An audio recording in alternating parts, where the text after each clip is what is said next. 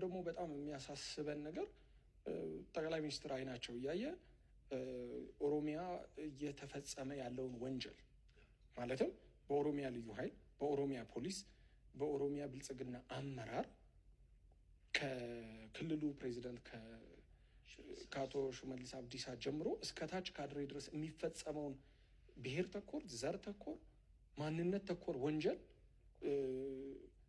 ምንድነው የቀድሞ የኦሮሚያ ፕሬዚዳንት ያሉት አቶ ለማ የኦሮሚያን ክልል ደቡብ ውስጥ እስከ ማስፋትና እስከ ኬንያ ቦርደር ድረስ ስለመሄድ እና የኦሮሞ ህዝብ ኦሮሚያ የኢንተርናሽናል ትሬድ እና ኢንተርናሽናል ኮኔክሽን እንደሚያስፈልጋል።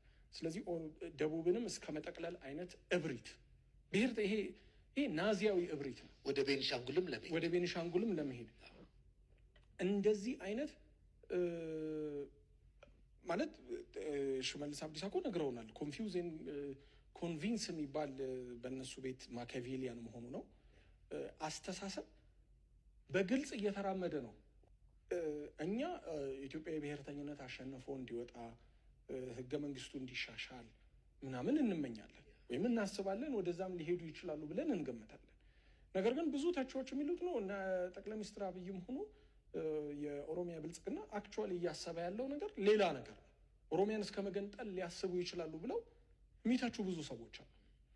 ኦሮሚያን እንኳን ባይገነጥሉ ቢያንስ ደቡብን ጠቅልለው ከቤኒሻንጉልን ጠቅልለው አማራ ክልልን ወደ አማራ ክልል አፋር፣ ሶማሌን እና ትግራይን ወደ ማይኖሪቲነት ቀይረው ኦሮሚያ ካይንድ ኦፍ ሱፕራ ስቴት ሆና እንድትወጣ ይመኛሉ።